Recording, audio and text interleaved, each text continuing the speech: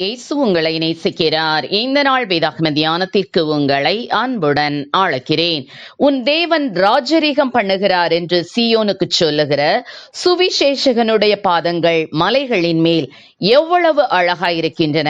ஏசாயா 82:7 தனக்கு கிடைத்த தெய்வீக அழைப்பை நம்பி அதை முழுவதுமாக செயல்படுத்தினவர் சாது சுந்தர் சிங் அவர்கள். மென்மையான ஆடையினூடே பனிக்குளிரானது பாய்ந்து கொண்டிருந்தது. கற்களும் முட்களும் அவரது கால்களை கிழித்துக் கொண்டிருந்தன. என்றாலும் பனியால் மூடிய மலைகள் மீது அவர் நடந்து கொண்டே இருந்தார். அவருடைய இரத்தம் கசியும் பாதங்கள் அவருக்கு பின்னால் வெண்மையான பனியின் மீது அடிச்சுவட்டை ஏற்படுத்தி கொண்டிருந்தன. ஓரிடத்தில் அவர் உட்கார்ந்து தன் கால்களின் புண்களை கட்ட ஆரம்பித்தார். அவருக்கு பின்னாக வந்த ஒருவர் அவரை பார்த்து அவரோடு பேச ஆரம்பித்தார். ஐயா, எப்படி இருக்கிறீர்கள் என்று கேட்டார். அதற்கு சாது சுந்தர் சிங், என்னுடைய அருமை இரட்சகராம் இயேசு கிறிஸ்துவில் நான் மகிழ்ச்சியாக இருக்கிறேன் என கூறினார். ஏன் நீங்கள் இரத்தம் கசியும் வெறும் கால்களால் மலையின் மீது இவ்வாறு பயணம் செய்ய வேண்டும் என அவர் கேட்டார். கல்வாரி சிலுவையிலே தன் கால்களில் இரத்தம் சிந்தின இயேசுவை மக்களுக்கு காண்பிப்பதற்காக இவ்விதமாக செல்லுகிறேன் என்று பதிலளித்தார். இமயமலை பகுதிகளில் உள்ள கணவாய் வழியாக பிரயாணம் பண்ணுவது என்றாலும் அவர் எப்போதுமே வெறும் கால்களோடுதான் தன் பிரயாணத்தை மேற்கொண்டார். ஆனபடியினால் கற்கள், பனிக்கட்டிகள் போன்றவற்றினால் அவர் கால்கள் கிழிக்கப்பட்டு அவர் கால்களில் இருந்து இரத்தம் கசிந்து கொண்டே இருக்கும். ஆகவே அவர் இரத்தம் கசியும் கால்களை உடைய அப்போஸ்தலன் என்று அழைக்கப்பட்டார்.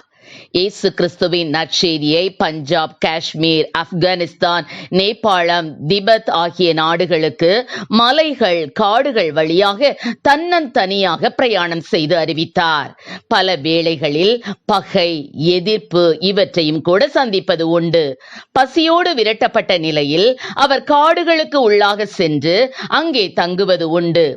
குளிர்ந்த காற்றிற்கும் மழைக்கும் தன்னை தப்புவிப்பதற்காக காடுகளிலே உள்ள குகைகளிலே அவர் தங்குவது உண்டு. பல வேளைகளில் அவர் தான் தங்கியிருக்கும் குகைகளை பயங்கரமான காட்டு மிருகங்களோடு பகிர்ந்து கொள்வதும் உண்டு. ஒரு நாள் காலையில் ஒரு சிறுத்தை தான் தங்கியிருந்த குகையில் தனக்கு சமீபத்தில் உறங்கிக் கொண்டிருப்பதை அவர் பார்த்தார். மற்றொரு முறை ஒரு வேங்கை புலியோடு கூட அவர் படுத்து உறங்கியதை பின் அறிந்தார். ஒரு நாள் அதிகாலையில் தன்னுடைய போர்வையின் கீழே ஏதோ ஒன்று இருப்பது போல உணர்ந்த அவர் அது என்ன என்று பார்த்தபோது குளிரால் பாதிக்கப்பட்ட ஒரு பெரிய நல்ல பாம்பு அனல் பெறுவதற்காக அவரோடு கூட படுத்திருந்ததையும் அறிந்தார். பல வேளைகளில் பலவிதமான முறைகளில் அவர் துன்பப்படுத்தப்படும் போதும் அதை மகிழ்ச்சியோடும் பொறுப்போடும் ஏற்றுக்கொண்டார். அநேகர் அவருடைய நற்செய்தியை இதன் மூலமாக ஏற்றுக்கொள்ள முன்வந்தனர். ஒரு சமயம் ஒரு கிராமத்துக்கு சென்று அங்கிருந்த மரத்தடியில் உட்கார்ந்து பாடல்களை பாட ஆரம்பித்தார்.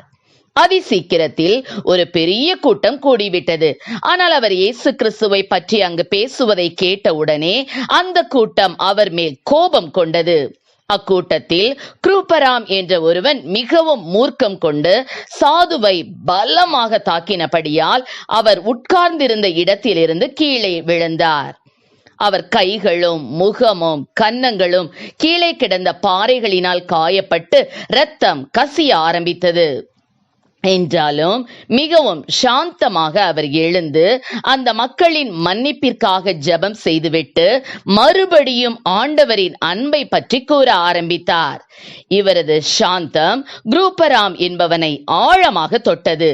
அவன் விசுவாசியாக மாறினான். கொள்ளைக்காரனின் உறைவிடமான ஒரு காட்டினை ஒருமுறை சாது கடந்து செல்ல நேரிட்டது. திடீரென்று திருடர் 4 பாய்ந்து வந்தனர். ஒருவன் கையிலே கூர்மையான கத்தியை வைத்திருந்தான். தனக்கு முடிவு வந்துவிட்டது என்று எண்ணிய சாது மௌனமாக ஜெபிக்க ஆரம்பித்தார். இவ்விதமாக அவர் ஜெபிப்பதை கண்ட அவன் ஆச்சரியப்பட்டு அவர் யார் என்று விசாரித்தான். தான் ஒரு கிறிஸ்தவ சாது என்றார். அத்துடன் தன்னுடைய கையில் உள்ள புதிய ஏற்பாட்டை திறந்து ஐஸ்வர்யவான் லாசரு பற்றி எழுதியிருக்கிற பகுதியை வாசித்து விளக்கினார். கத்தியோடு அவரை நெருங்கிய அந்த மனிதனில் ஆழமான பாவ உணர்வு ஏற்பட்டது. அவன் சாதுவை தனது குகைக்கு அழைத்து சென்று அங்கு அவன் கொன்று குவித்திருந்த மனிதர்களின் எலும்பு கூடுகளை அவருக்கு காண்பித்து, இத்தனை கொலைகளுக்கும் நான் தான் பொறுப்பு என்று துக்கத்தோடு கூறினான். சாது இயேசு கிறிஸ்துவின் மூலமாக அவனுக்கு கொடுக்கப்பட்டுள்ள மன்னிப்பினை ஏற்றுக்கொள்ளும்படியாக அவனை ரட்சிப்பிற்குள்ளே வழி நடத்தினார். ஆம் பிரியமானவர்களே, சாது சுந்தர் சிங் வாழ்வில் காணப்பட்ட பாடுகளில் பொறுமை, ஆத்தும பாரம் இவை நம்மிலும் காணப்படட்டும். கர்த்தர் நம்மை ஆசீர்வதிப்பாராக. ஆமேன். ஜெபம். எங்களை அதிகமாய் நேசித்துவள் நடத்துகிற எங்கள் அன்பின் பரலோக பிதாவே, அப்பா ஸ்தோத்திரம் ஆண்டவரே, அறிவிக்கப்படாத இடங்களிலே கிறிஸ்துவை அறிவிக்கும்படியாக பல்வேறு விதமான பாடுகளை அப்பா சகித்து ஆண்டவரே, ஸ்தோத்திரம் ஆண்டவரே, உமை கர்த்தாவே, ஸ்தோத்திரம் ஆண்டவரே, அந்த இடங்களிலே கர்த்தாவை அறிவித்த கர்த்தாவை ஸ்தோத்திர சாது சுந்தர் சிங் அவர்களைப் போல இந்த நாட்களிலே எங்களுக்கும் ஆண்டவரே சுவிசேஷ வாஞ்சையை ஒவ்வொருவருக்கும் என் தேவனில் கொடுப்பீராக. ஆசீர்வதியும். இயேசுவின் நாமத்திலே ஜெபிக்கிறோம் நல்ல பிதாவே. ஆமேன்.